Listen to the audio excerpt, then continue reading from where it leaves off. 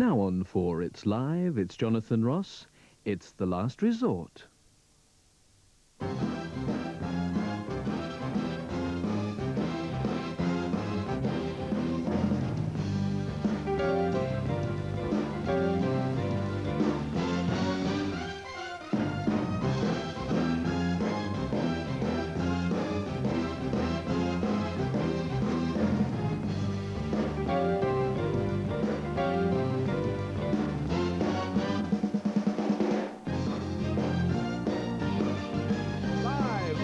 It's time for The Last Resort. Music, fun, chat, and a talking dog. But now here he is, the bloke with a joke, Jonathan Ross.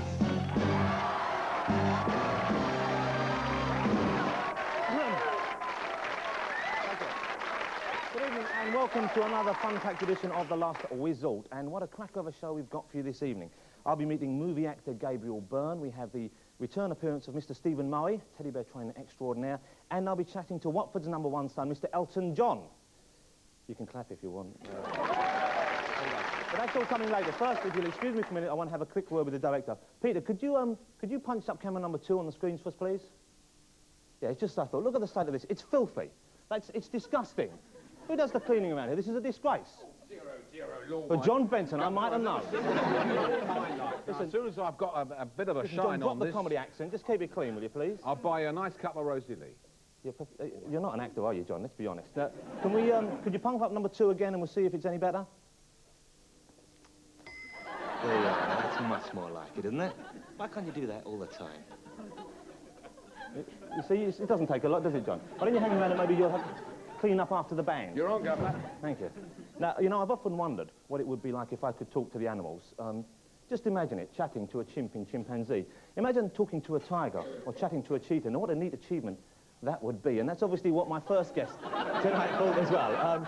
She's a woman who makes her living by talking to other people's animals and telling them what's wrong. Tonight, she's going to lower her standards and have a conversation with me instead. Please welcome Beatrice Lydecker.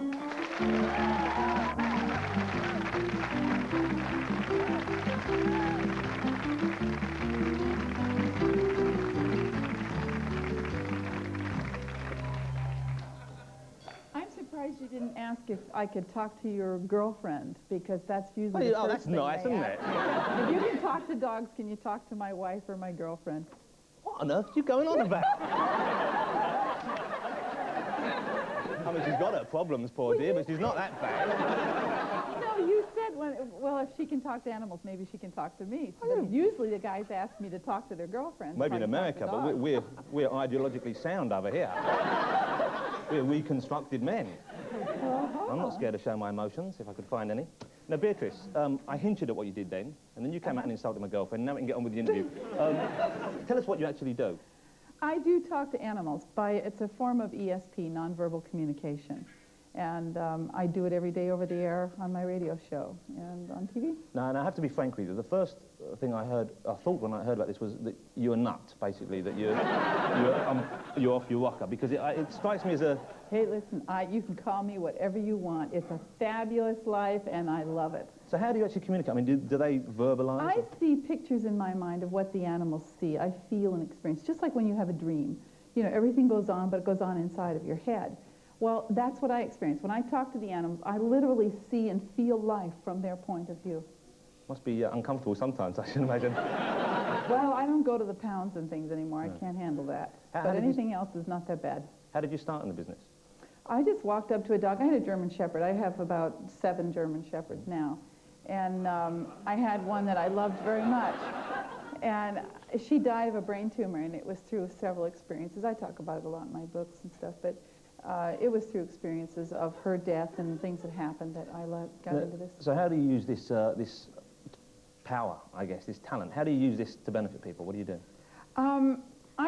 People usually come to me if they have animals that they're showing, or they have a behavior change. The animal has been a show dog, or the horse has been a good hunter jumper and competing. I had one recently that was going on. They wanted to make the horse a dressage Olympic in the Olympics, and the horse was suddenly throwing the owner. You know, they said, why is he doing this? We can't find anything wrong with him. Well, the animal tells me where he hurts. Why is he upset? Has somebody hurt him? He just comes up and he sort of, you know, I want to change this job? Whispers in your ear. Somebody, Beatrice, will you have a word for me? yes, they do. They Now, ask come me to on. tell the owners. They ask me to tell the owners where their problems are, and I do. And this horse did have a very sore back. I gave him an acupuncture treatment, and the You horse gave is him doing acupuncture as fine. well? Did you use knitting needles or something? What customers do you have? What sort of people? I know you have some celebrity customers. I do anywhere from the kid that's got the little show pony all the way to practically, well, not quite the royalty yet, but I have talked to the animals of my president's family. Do they have anything interesting to say? Were they... I was working with his daughter, Maureen's animal, and she, you know, the dog was lost at the time, and we were able to help her to get it back. Well, that's handy. The dog was really glad to get home. What kind of problems have you solved then, specific problems? Basically, it's behavior problems. Or I have a lot of veterinarians that send animals to me when they're hurting, and they don't know where they're hurting. I had a horse, let me give you an example. I had a horse one time, very expensive racehorse. The horse was always limping. They couldn't get him to race. They finally called me and said, where is this animal hurting? The horse said, I don't hurt. And I said, well, why are you limping? He said, because I found out if I limped, I don't have to go out on the racetrack, and I hate racing. So, the clever horse. The horse then went up to be trained, and when they took him out to the hunter jumper ring to train him for jumping, he said, I'm not going over those sticks, and he wouldn't. But he was passing the dressage ring, and he said, that's what I want to do. And Once again, he leant over and he said to you, this horse Beatrice, is doing great. I've been thinking about my future. This is for me. I had an attorney came to me recently, Well, wanted to know how the cat felt about his new wife. And the cat said, well, I was pretty jealous. I didn't like it, because he and I had been together for 8 years. And she came into our life. Let me stop. Was there anything unnatural in their relationship? I asked what he thought of the new owner. She said, well, I was going to try to get rid of her, but I found out I was going to be the one to go, so I decided I'd better be nice to her. And they're getting along fine now, all three of them. Well, we have some animals here tonight. We thought we'd try and prove the theory. Let's bring on the first one. It's a dog by the name of Imshi, the owner of Paul Ball. Thank you, Paul, for coming along tonight. Nice to see you. Now, Imshi, you've met Imshi before the show. Yeah, I chat with him a few minutes before. I asked the owners not to tell me anything except the name and That's all you told her, Paul? age. Yes. So what did Imshi tell you? All right, I asked her, I said, what do you like to do best? She says, I want to learn to do work. I want to do tracking. I want to do police-type work, protection work. But she said, I want to learn to do it with the hand signals. He's trying to teach me to move and to go down when he tells me to. Now, Paul, does this make any sense to you at all? Yes. Yeah, come on. Yeah, I've been set up. She said, I've seen an agility course or a police training course, and she said, I'm learning how to climb up on things, but I'm still unsure of myself when it's up on platforms or anything real sharp. She wears platforms? Well, Paul, you're a very cool animal. So you would think that Beatrice had communicated with Imshi then? Maybe, yes. A definite maybe? And she said there's a park she likes to go to where there's a bridge goes over the water, and it looks like it's very open there, and it looks like apartment buildings or something around it. Does this dog and smoke she said, or anything? you throw things for her. It looks like a red drink ball. problem, this dog, Paul? No. Listen, do we have time for another animal to board on? Yeah, well, thank you very much, Paul and Imshi. I'm slowly getting convinced, I must tell you. Let's bring on the next pet. John, what are you doing to this poor creature? A little bit nervous, Yeah, Jonathan. poor little Rachel. A lot nervous. Yeah, What's I think Rachel this one's Barbara, isn't it? No, this is Rachel. Rachel B. Rachel B. Okay, well, this is the one that's well-groomed, right? Because this is the one that said that I'm your cat, I don't mind living in the city. And I said, what's your favorite thing to do? Come here. She's really scared. She's my cat. Come on, come over here. Yeah. There you go. The other one looks very much like her. You better behave, you're sleeping alone tonight, okay? These two talked like two totally different cats. This one talked about being mostly with you. The other one, this one says, I don't mind children. The other one said, I don't like kids, I'm frightened of kids.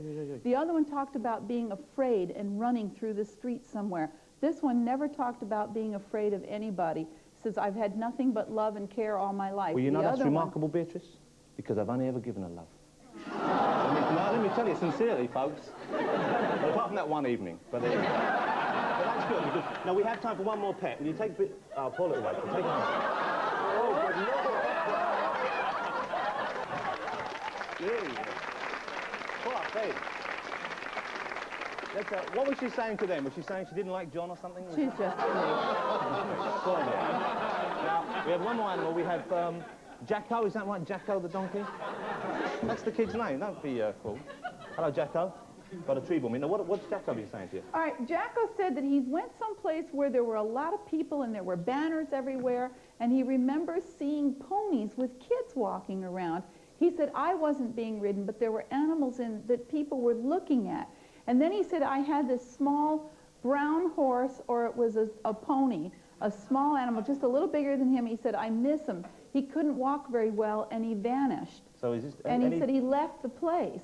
And then I said, you asked me, why is he afraid of a broom? He said there was an older man that did clean up around our place. Oh, come on. And he was small, and he used to bang the broom against the wall to get them to get back so that they would get out of his way when he could clean. You poor thing. Is there any truth in that whatsoever? Well, there used to be a smaller pony on the farm. I mean, I don't know whether it's that one. He said it was a little dark one, and he misses that one a lot. It's gone. There was a Shetland pony, I think. A Shetland, now, you seem like a reasonably sane person. Do you believe anything that Beatrice has been saying tonight? Do you think that she could possibly be talking to Jacko here? It's possible, but I don't know all of his past history, so... You don't? Oh, well, you're a lot of use then, aren't you?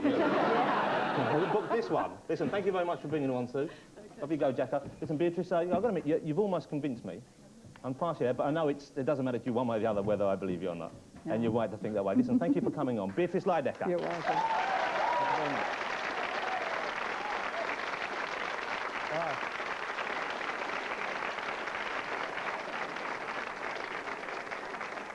My poor little Rachel, eh? I'm going to have to look after her tonight. OK, we're going to stick with our animal theme for a little while longer, but maybe Beatrice would like to look the other way, because we've invited an old friend of the show back, Mr. Stephen Murray, a friend of the show, certainly not a friend of teddy bears. Ladies and gentlemen, Stephen Murray.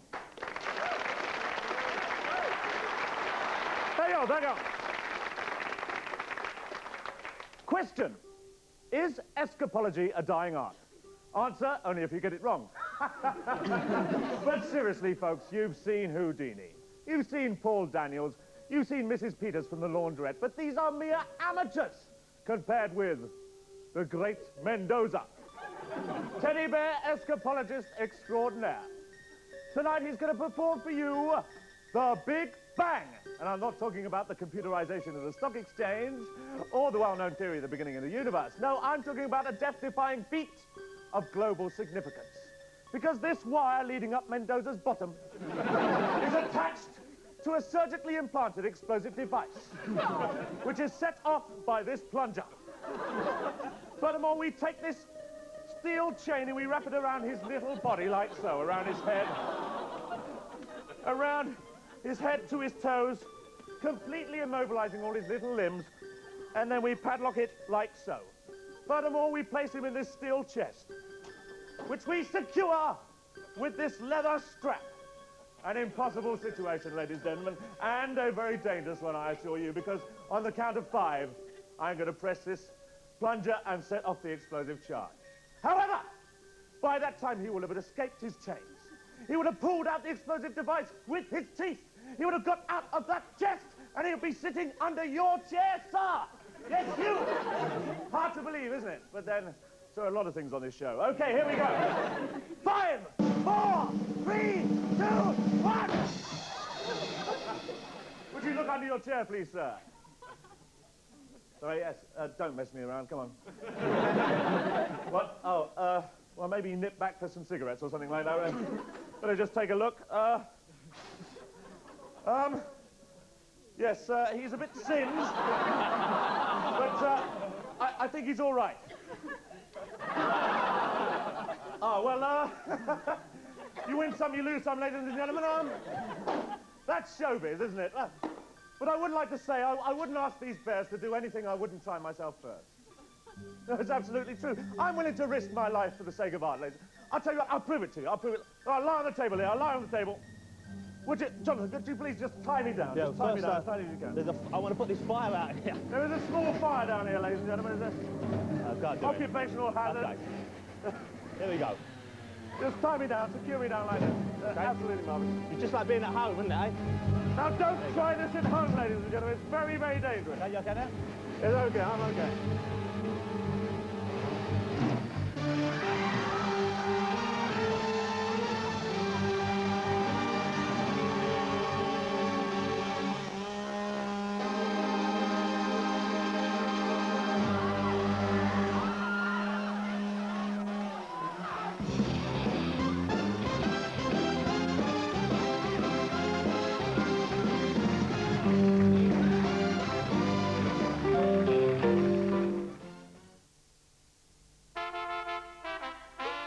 Here comes the lilt man. Here comes the lilt man. Lilt with a totally tropical taste. Pineapple and grapefruit. Lilt. And the sun is bright. Lilt. And the sand is white. Lilt with a totally tropical taste. With a totally tropical taste. Lilt. No other mint is as pure and as clean and as wholly refreshing as Polo.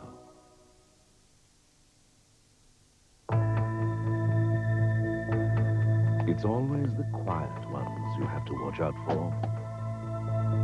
Understated, low profile.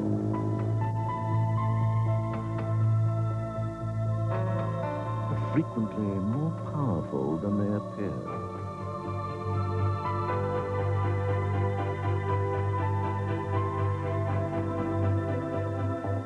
That's the Orion, a bit of a dark horse.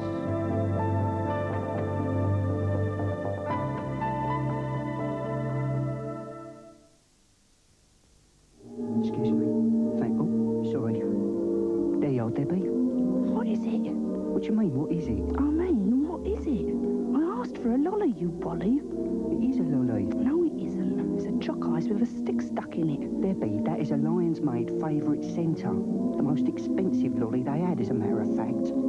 It's a crunchy choc coating on the outside, ice cream on the inside, and in the centre... My favourite. Precisely, Debbie. A favourite centre for my favourite lady. Have you discovered your favourite centre? Can you take the lolly out next time, Deb?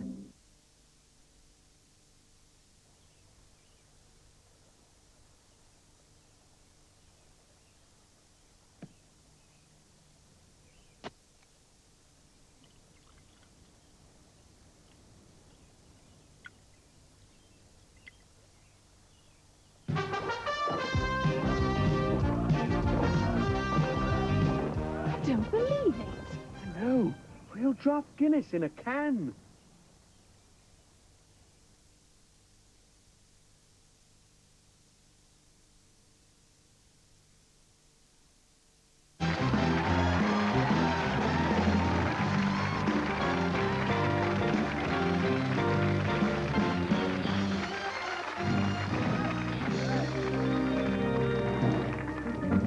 There you are. Thank you very much indeed. Martin the Bear and Mr. Stephen Murray. Thank you. Well, no, good.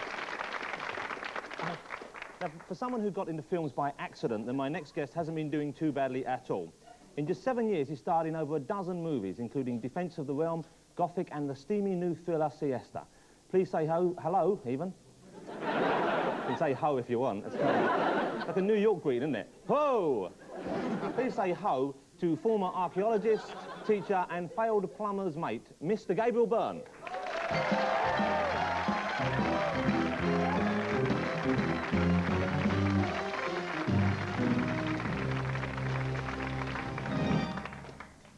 Ho, Gabriel. I mentioned some of your movies that you were in Excalibur. I know the donkey left the fly. Sorry about that.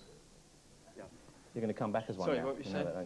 You in Excalibur, I think it was your first movie. Yeah, Excalibur was the first movie I did, and I knew absolutely nothing about movies before I did Excalibur. And I played the part of Lord Uther Pendragon, who's the brutal lord who rapes Igraine, the mother of King Arthur.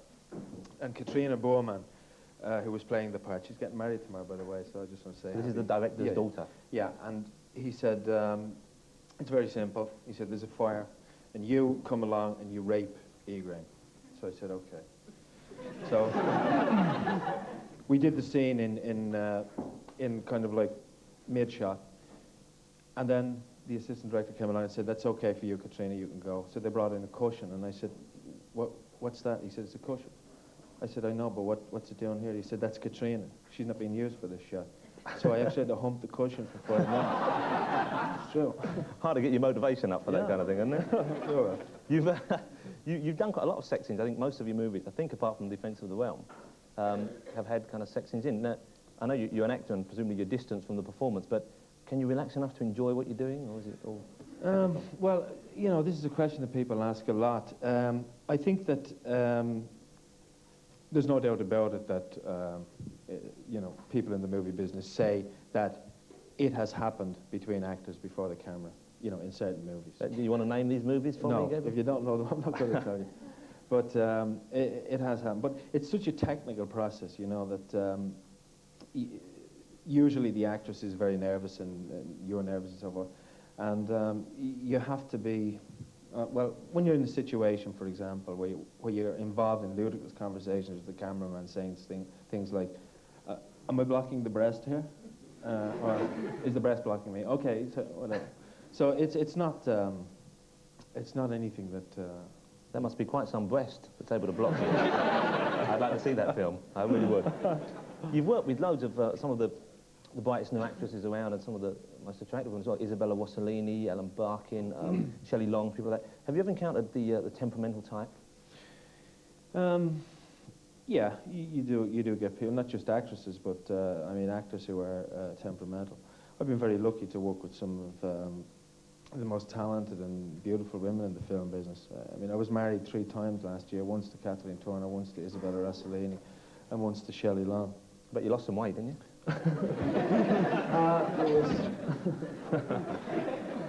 I don't know. It's always it's always difficult when you're doing scenes like that, because there's such pressure on the set, you know, in terms of getting the thing done, getting it done well, and then there's the outside pressure of whether the movie is going to be a success or not, whether it's going to make as much money as the last one, and all that kind of stuff. So temperament is kind of like understandable in a way, you know. But I've certainly worked with 1 or 2 who have been, yes, could be filed under that. A handful. Yeah, yeah. Siesta, the movie which is out now, which I haven't seen yet. I haven't got back to seeing that, I'm afraid. I mean, you're a bit like Michael Caine. You seem to have these big rush of movies out at the same time. Yeah, but sometimes it takes like a year or 2 years for a movie to reach the screen. I mean, we made Siesta in 1985. That's 2 years ago. And one of the weird things about working in movies is that you do something, you're totally involved in it, and then 2 years later out it comes, and it's like as if it was done yesterday. Yeah. I mean, I've forgotten most of what I did on Siesta. I haven't been to see the film, but you know. I wonder if anyone has yet, because you haven't, I haven't. No, I don't think it opens. I don't think it opens till tomorrow. Playing to empty houses, though, is it? But you had to learn to work a trapeze for that, didn't you?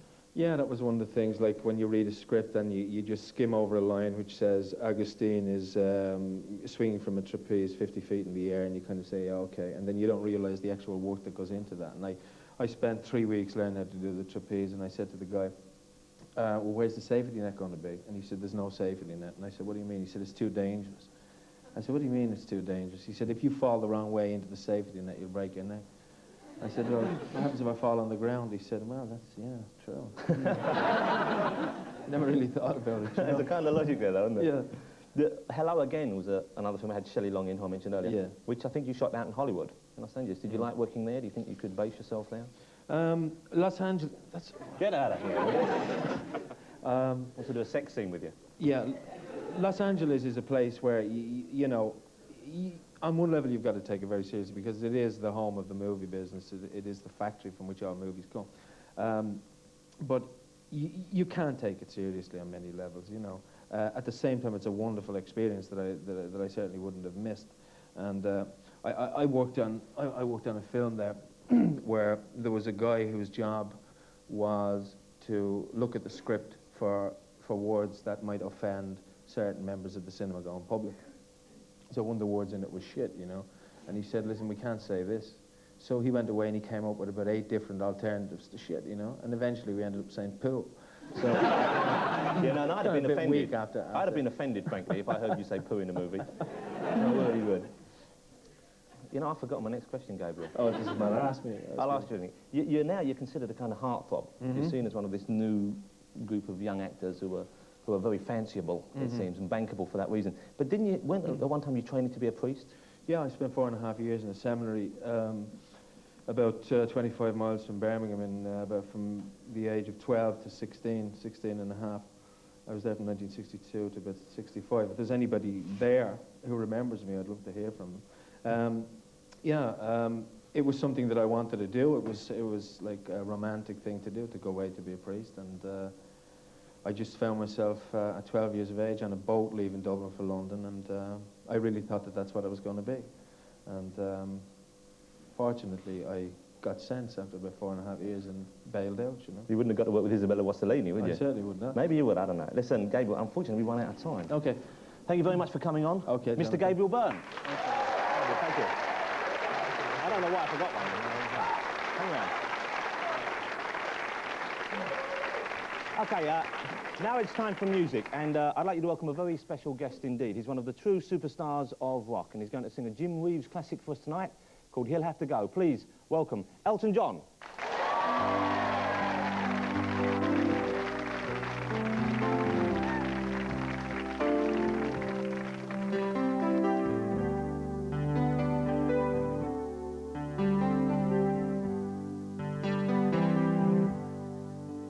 Put your sweet lips a little closer to the phone, and let's pretend that we're together all alone. Tell a man to turn the jukebox way down low, and you can tell your friend there with you, you'll have to go. Whisper to me, tell me, do you love me true? Or is he holding you the way I do? Oh, love is blind, make up your mind. I've gotta know. You can tell your friend there with you, he'll have to go.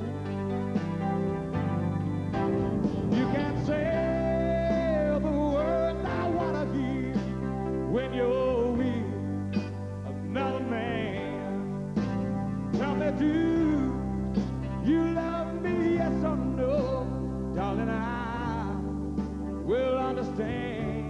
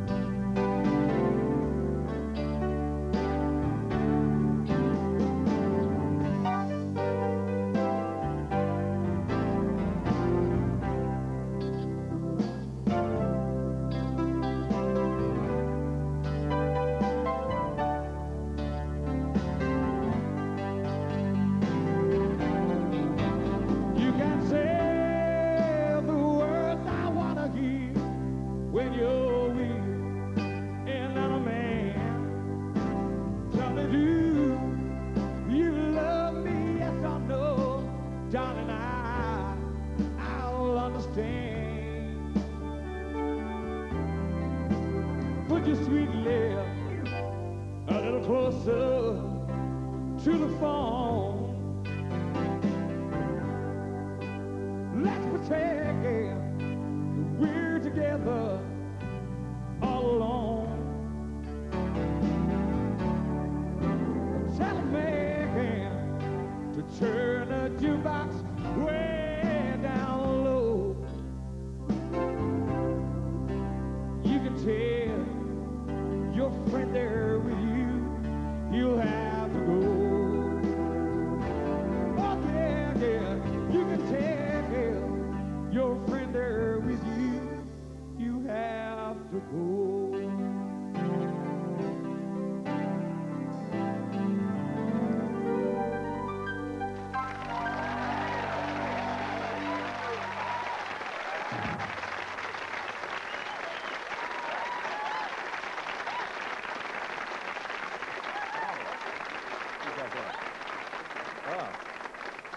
That's one hell of a jacket, Elton. It certainly is. It really is. Now that Jim Reeves And you're number. one hell of a talk show host.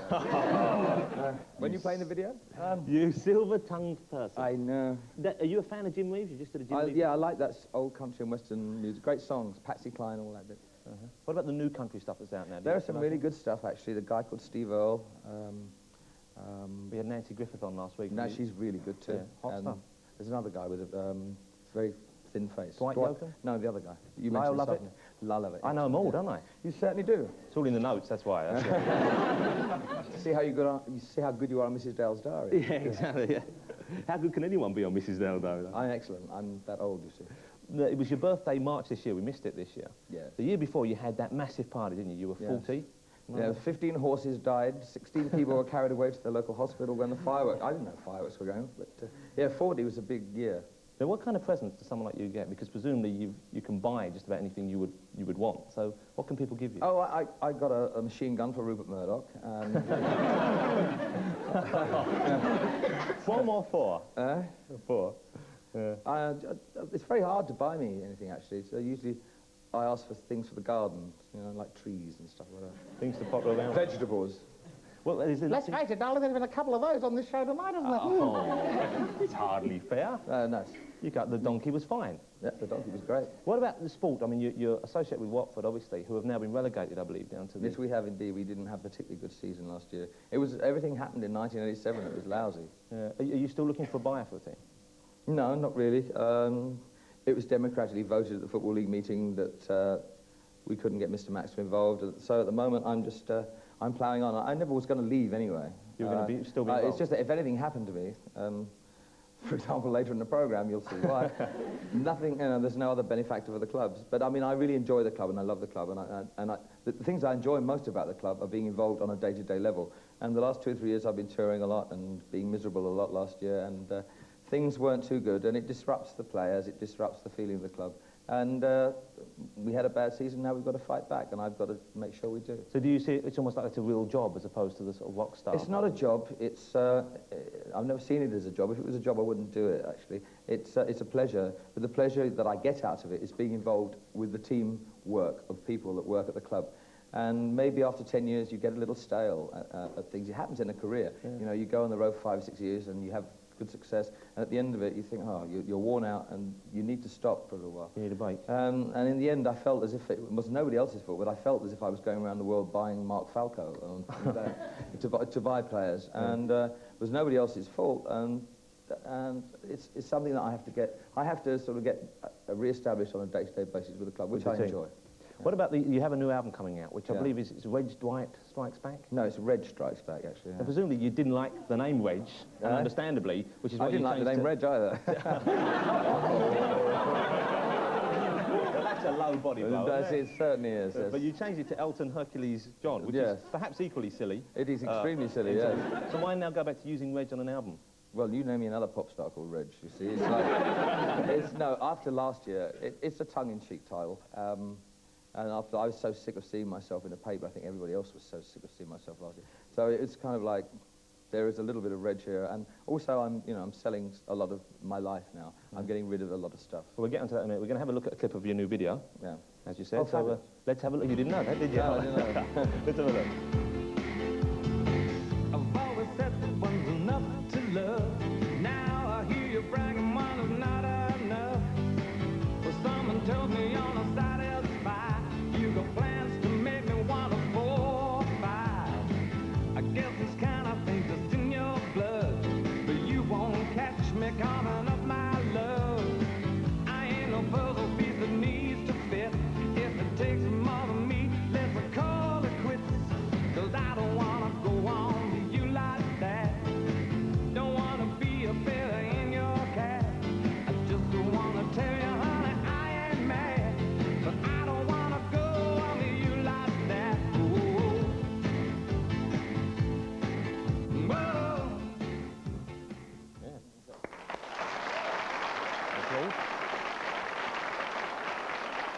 Whoa. You mentioned then that you were selling off a lot of your life, because you've got an auction coming up, haven't you? Yeah, in September, 4 days. What actually are you selling? Mostly everything I've collected in the last 20 years. It was very necessary because my house became not a home. I mean, it's like, there's nowhere to put a drink or anything like that, and it's just, I wanted to get rid of it and just redecorate it and have somewhere to sit instead of looking at all these wonderful things. Well, why not just buy another house and keep all that? Yeah, but then you become, you need to unload things. You get older, I think you need to get rid of things rather than us keep acquiring them. Because what are you selling? You're selling off your clothes you wore on stage, your paintings, all that sort of Yeah, thing? there's 4 different styles, jewellery. Doesn't it make you a bit sad to be saying goodbye to Actually, it didn't. I went away, I tell you what, I went away for 6 weeks to Los Angeles to do some recording. And when I was away, they came in and took everything away.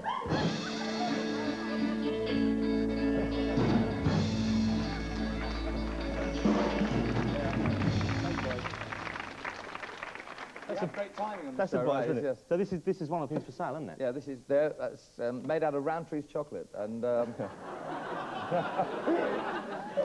Now, what kind of person would buy these, do you think? You just Nestle's. Keep up, then. Boom. Yeah, no, you deserve that. No, they're fun. They're about my later. size, actually. I must say that, Elton. Well, you know what they say, big feet. Yeah, big feet, big problems. That's what they say. Now, we have some of the clothes that you're selling as well. Oh, you have? And we're going to have it modeled. Do you want to whisk these away, fellas? Don't drop them. And we're going to have, if the boys would like to come out now, we've got Rod some Stewart models. at the top with a knife, I can see it. Now, these are some of the outfits. Maybe you could talk us through these. This is modeled by Simon Joseph. Well, this is... Simon's an ex-schoolmaster. Now, what was this one, fellow Simon? This is the Sainsbury's shopping outfit. If you know, if one runs out of yogurt. Pleasure meeting you, Simon. Okay. Says here, Simon dances and sings and he has a little boy voice. Is that true, Simon? And you tell people about that, do you? Off you go. Thank you, Simon. Hang on a minute. Oh, yeah. Here we have Hugh Cecil. Hugh? Now, when did you wear this? This is my Fife Robertson outfit. Oh, splendid. Hey, we have a lot in common. Right. Actually, the banana. Excuse me. You want a banana bag? That was a banana bag. Okay, number 3. Hang on. Sydney Johnson, ladies and gentlemen. Sydney Johnson. Modelling an understated number. This is, would you let this man run your football club outfit? That's it. Pleasure meeting you.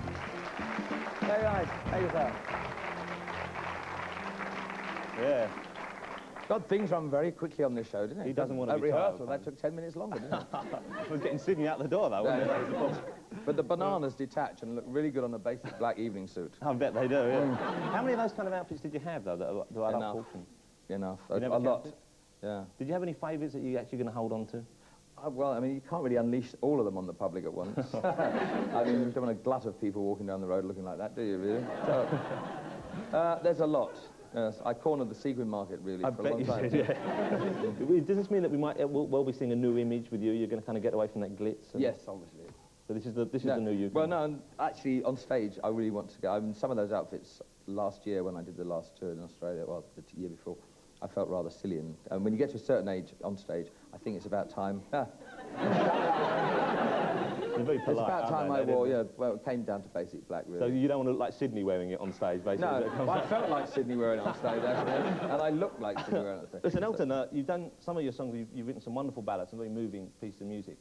Is there anything that maybe someone else has written that moves you? Songs that you love? But there is one song that really, when I hear it, kind of it's emotional. very emotional, moves me to tears. Would you play it for us tonight? Please? If I do a Chuck Berry and ask for another 500 quid, I mean... and I play out a tune. Sorry about that, Chuck. Would you do that for us? Yes, I would. I would go over there now. Okay, Elton, thank you. Thank you, Elton John, of course, ladies and gentlemen, Elton John. And all of our guests tonight, Beatrice Lydecker, Gabriel Byrne, and of course, Mr. Steve Murray, and thanks for watching. Elton John.